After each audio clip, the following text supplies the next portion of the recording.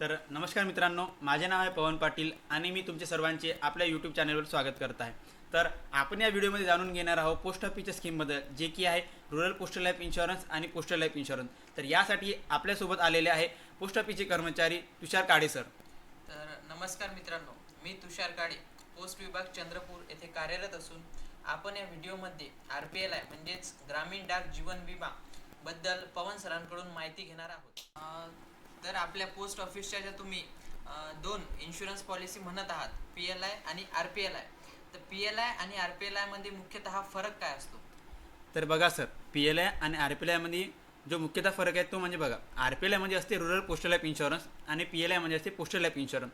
तर postal life insurance आपल्या जे स्कीम असते ते असते कर्मचाऱ्यासाठी ज्यांच्याकडे डिप्लोमा किंवा डिग्री आहे किंवा जे कुठं ना कुठं आपलं काम करत आहे किंवा जे पगारावर आहेत यांच्यासाठी असते पोस्टल लाईफ इन्शुरन्स. पण जे रुरल पोस्टल लाईफ इन्शुरन्स असते ते असते गावातल्या लोकांसाठी. यामध्ये नावच आहे रुरल पोस्टल लाईफ इन्शुरन्स म्हणजे गावासाठी. तर जो व्यक्ती गावाचा असतो किंवा ज्याच्या आधार कार्डवर गावाचा ॲड्रेस असतो तो व्यक्ती RPLI काढू शकतो, आणि जर तो गावातला असून सुद्धा तो कर्मचारी असेल तो PLI काढू शकतो. पण जो व्यक्ती शहरात राहतो पण ज्याच्याकडे डिग्री नाही आहे किंवा किंवा म्हणतो तो काम करत नाही तो RPLI काढू शकत नाही. तर असा तो मुख्य फरक RPLI आणि PLI मध्ये आहे. तर जे आपण RPLI पॉलिसी म्हणत आहोत, तर त्यामध्ये मुख्यतः वयोमर्यादा काय राहते?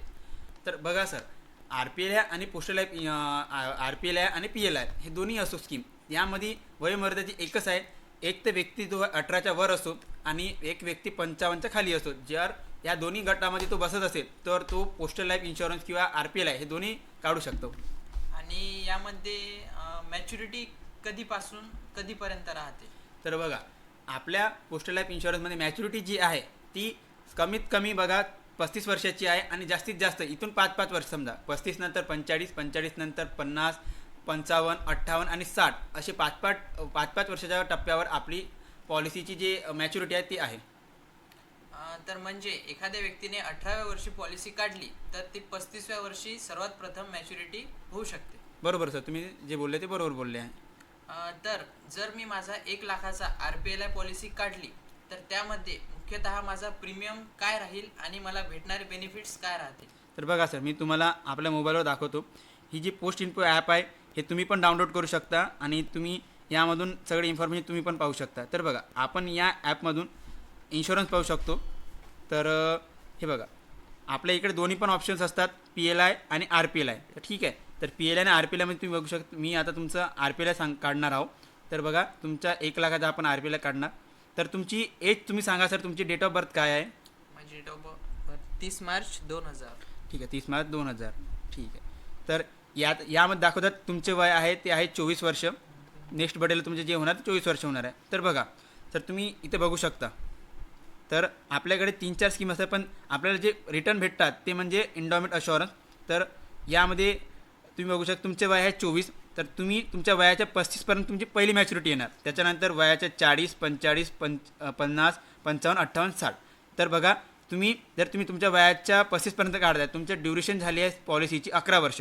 तर तुम्हाला दर महिने 790 रुपये समजून चला तुम्हाला एवढे पैसे भरावे लागेल.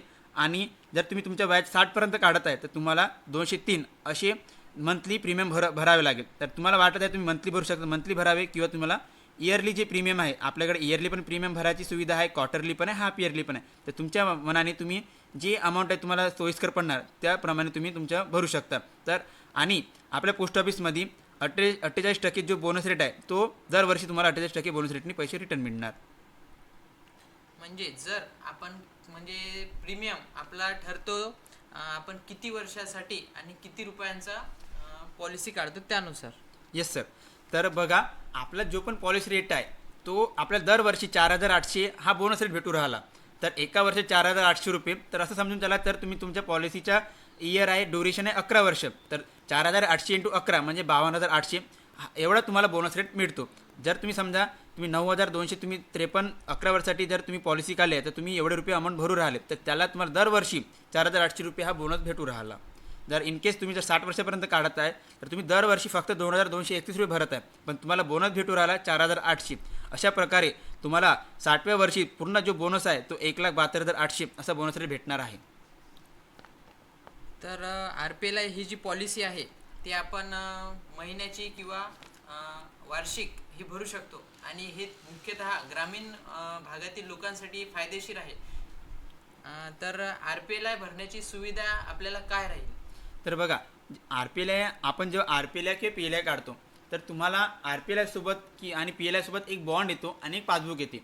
तर जे पासबुक आहे ते तुम्ही काय करू शकता, पासबुक तुम्ही स्वतःकडे आले तर काय होऊ राहिलं, तुम्ही स्वतः पोस्ट ऑफिसमध्ये जाऊन भरू शकता किंवा आपल्या गावातील किंवा आपल्या शहरातील एक पोस्ट ऑफिस असते, त्या पोस्ट ऑफिसचे कर्मचारी आपल्या गावात घरी येणार किंवा पोस्टमॅन आपल्या घरी येतो, तो पोस्टमॅन आपलं पासबुक घेऊन जाणार आणि आपल्याला रिटर्न आणून देणार पैसे भरून. तर आपण स्वतः जाऊ शकतो किंवा पोस्ट ऑफिसचे कर्मचारी जाऊन तुमचे पैसे भरून देणार.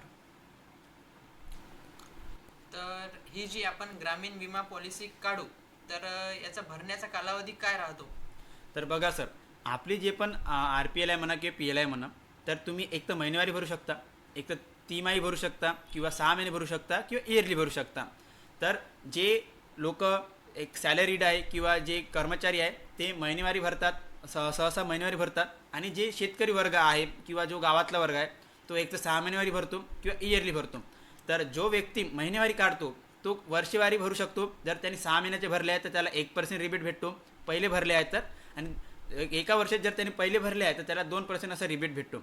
आणि जो व्यक्ती 3 महिने काढतो त्याला 3 महिने टप्प्याने भरावं लागेल आणि जो इयरली काढतो त्याने इयरच्या टप्प्याने भरावं लागेल. तर अशी सुविधा पोस्ट ऑफिस देतो.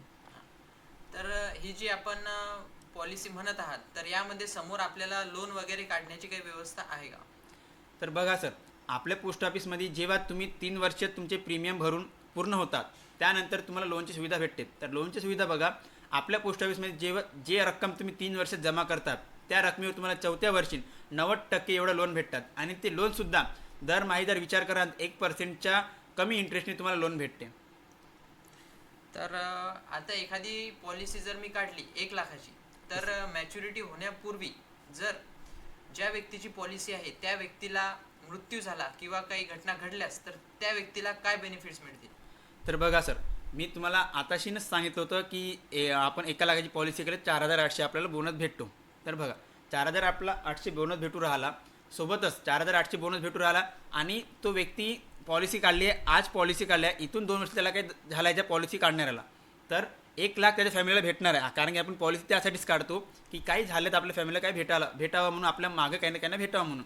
तर 1 लाख त्या व्यक्तीला भेटणार आहे आणि आपल्या पॉलिसीचा rate of interest bonus rate आहे तो आहे 48%. म्हणजे 1 लाखावर 4,800 रुपये तुम्हाला दरवर्षी भेटू राहिले. तर समजा 2 वर्षांनी काही झालं आहे तर 4,800 म्हणजे समजा 5,000 पकडून चाला, तर 5,000 × 2 10,000 म्हणजे 1 लाख + 10,000 तुमच्या फॅमिलीला किंवा ज्यांनी पॉलिसी केली त्या पॉलिसी करणाऱ्या फॅमिलीला 1,10,000 भेटणार. आणि इन केस 10 वर्षांनी काही झाले आहे त्याला तर 4,800 × 10 म्हणजे 48,000 + 1 लाख म्हणजे हे टोटल 1.5 लाख रुपया जे इन्शुरन्स ज्यानं काढले आहेत त्या फॅमिलीला भेटून जाणार आहे, जे नॉमिनी आपण ठेवले त्यांना. या विमा पॉलिसीमध्ये आपल्याला काही वारसदार म्हणजेच नॉमिनी ठेवण्याची काही व्यवस्था आहे का व ते आपण किती ठेवू शकतो? तर बघा सर, आपल्या पोस्टल लाईफ इन्शुरन्समध्ये आपण आपल्या सुविधानुसार आपण 3 नॉमिनी ठेवू शकतो. तर आपण आपल्या आई, बाबा किंवा भाऊ अशा 3 कोणी पण नॉमिनी ठेवू शकता. आणि जर तो नॉमिनी 18 वर्षाचा वर हवा आणि जर तो 18 वर्षाचा खाली आहे तर तुम्ही त्याला अपॉइंटी लावू शकता. जेव्हा तो 18 वर्षाचा होऊन जाणार तेव्हा तो ॲज अ मेन नॉमिनी म्हणून तिथे राहणार. ठीक आहे. ही जी आपण ग्रामीण जीवन विमा म्हणत आहोत तर बाकीच्या इन्शुरन्स पॉलिसी सुद्धा मार्केटमध्ये अवेलेबल आहेत. तर बाकीच्या इन्शुरन्स सोडून आम्ही ग्रामीण डाक विमा हीच पॉलिसी का काढावी? तर बघा, आपल्या भारतात खूप साऱ्या पॉलिसीज आहेत, पण सर्वात जुनी पॉलिसी म्हटलं तर पोस्टल लाईफ इन्शुरन्स 1884 पासून भारतामध्ये कार्यरत आहे. तर बघा, पोस्टल लाईफ इन्शुरन्सचे फायदे काय आहे? तर प्रथम फायदा म्हणजे आपल्याकडे जे पण पॉलिसी काढणारा व्यक्ती असतो तो असतो एक पोस्ट ऑफिसचा कर्मचारी. म्हणजे गावात असेल तर तुम्ही BPM असतो, ABPM असतो किंवा तुम्ही मोठ्या शहरात गेले तिथे SO एक तर SPM असतो. तर बघा, तर इथे काय उरायला जो एजंटचे जे कमिशन असते तुम्ही पाहिलं असेल, तुम्ही कधी पण इन्शुरन्सचं नाव ऐकलं असेल, तुम्हाला आठवते एजंट, नाही हा एजंट येणार, हा एजंट येणार, हा पैसे घेऊन जाणार. पण आपल्या पोस्ट ऑफिसमध्ये तसं नसते. आपल्या पोस्ट ऑफिसमध्ये जेव्हा तुम्ही पॉलिसी काढतात तुमच्याकडे एक बॉन्ड येतो, एक पासबुक येतो. म्हणजे इथे एजंटचा कोणताच समावेश नसतो. म्हणजे तुम्ही ऐकलं असेल का एजंट कमिशन खातो, एजंट कमिशन खातो, असं काहीच होणार नाही आहे. आपल्या पोस्ट ऑफिसमध्ये काय होणार आहे, जे आपण पैसे भरले आहेत त्याची रिसीट आपल्या घरी येणार पासबुकसोबत. आणि आपले जे पण आपले हप्ते पडले आहे, महिन्याचे आहे, इयरले, हाफ इयरले, तुम्ही जसे भरले ते हप्ते तुम्ही स्वतः जाऊन पोस्ट ऑफिसमधून भरू शकता किंवा आपल्या गावाच्या BPM कडून किंवा शहरातल्या SO SPM कडून तुम्ही ते हप्ते भरू शकता. तर हा एक मेन फायदा झाला आहे. आणि दुसरा फायदा म्हणजे जे लोक म्हणतात की कुठं ना कुठं आमची कोण भरणार, काय भरणार आणि कोण सुविधा देणार, तर आपल्या गावोगावात आता पोस्ट ऑफिस आलेलं आहे. तर ही सुविधा आपल्या पोस्ट ऑफिसमध्ये भेटणार आहे आणि आपल्या गावातसुद्धा ही पोस्ट ऑफिस सुविधा भेटणार आहे. सोबतच बाकीच्या जेवढ्या पण इन्शुरन्स कंपन्या आहेत त्यांचे जे बोनस रेट आहे ते 35 ते 38% बोनस रेट आहे. पण आपल्या पोस्ट ऑफिसमध्ये बघा 48 ते 52% बोनस रेट आहे. तर त्यांपेक्षा कुठं ना कुठं 15 ते 16% जो बोनस रेट आहे तो आपल्याकडे जास्त भेटू राहिला. तर ही सुविधा आपल्याला पोस्ट ऑफिसमध्ये भेटू राहिली आणि बाकीच्या इन्शुरन्सपेक्षा जी सेफ्टी म्हणा, कारण की पोस्ट ऑफिस हे आपलं गव्हर्नमेंटच्या सेंट्रल गव्हर्नमेंटमध्ये येतात. तर यामुळे आपल्याकडे सिक्युरिटीची पण आपल्याकडे हमी असते आणि इन्शुरन्सची पण हमी असते. त्यामुळे बाकीच्या इन्शुरन्सपेक्षा आपले जे इन्शुरन्स आहे ते खूप जास्त फायदेशीर आहे. तर या विमा पॉलिसीमध्ये जर मी माझे पैसे 1 किंवा 2 वर्षासाठी भरले आणि त्यानंतर काही कारणांमुळे पैसे भरू शकलो नाही, तर माझे जे भरलेले पैसे आहेत ते मला परत मिळतील का? तर बघा सर, यामध्ये 3 कंडिशन समजून घ्या ना, की तुम्ही 3 वर्षाच्या पहिले भरलेले पैसे आहे किंवा तुम्ही 3 वर्ष पैसे भरले आहे किंवा तुम्ही 5 वर्ष पैसे भरले आहे. तर बघा, तुम्हाला मी आता सांगू इच्छितो की तुम्हाला मिनिमम 3 वर्ष तरी पैसे आपले भरावे लागते, कारण की ते टर्म्स आहे आणि कंडिशन्स आहे की आपल्या 3 वर्ष भरणेच आहे. तर तुम्ही जर 3 वर्ष भरता आणि त्याच्यानंतर तुम्ही जर डिस्कंटिन्यू करत आहे, तर जे तुमचे पैसे आहेत ते तुमच्या मॅच्युरिटीच्या एजनंतर जे पैसे आहेत तुम्हाला रिटर्न भेटून जातात.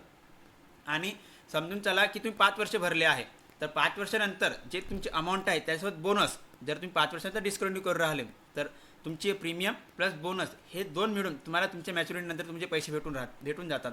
पण इन केस तुम्ही 3 वर्षानंतर डिस्कंटिन्यू करत आहे आणि कुठं ना कुठं तुम्ही असं म्हणताय की मला रिटर्न भेटले पाहिजे मला पैसे, तर ते 3 वर्षानंतर तुम्हाला रिटर्न पण पैसे भेटतात, पण त्यामध्ये काही ना काही चार्जेस कटून तुम्हाला जे अमाऊंट आहे ते भेटून जातात. आणि 5 वर्षानंतर तुम्ही मोडत आहात तुम्हाला बोनससोबत तुमची अमाऊंट वापस भेटते. जे चार्जेस काही खूप सारे चार्जेस नसतात पोस्ट ऑफिसमध्ये, पण जे थोडेफार चार्जेस आहेत ते कटून तुमचे पैसे तुम्हाला वापस भेटून जातात.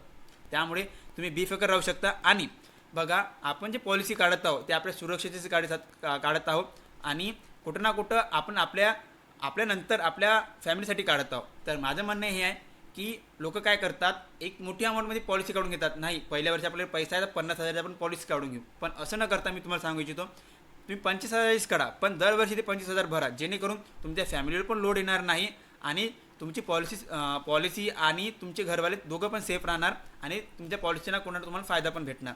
तर मी असं म्हणू इच्छितो, तुम्ही हा विचार काढून टाका की 2 वर्ष भरू, 3 वर्ष भरू. तुम्ही तुमचे जेवढे पॉलिसी इयर काढले आहे तेवढे पॉलिसी इयर तुम्ही भरा.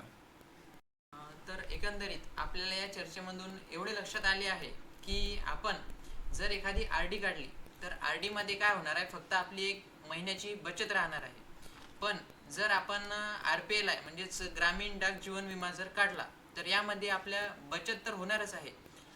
बचतमध्ये आपला दर्जेदार बोनस सुद्धा मिळणार आहे आणि बोनस सोबत आपल्याला एक आपल्या जीवनाची पॉलिसी सुद्धा इथे उपलब्ध राहणार आहे. तर त्यासाठी जी काही RD किंवा अन्य बचत करण्यापेक्षा तुमचा एखादा ग्रामीण जीवन विमा असलेला कधीही बरा. अगदी खरे सर. तर धन्यवाद सर, तुम्ही तुमचा मोलाचा वेळ आज दिला.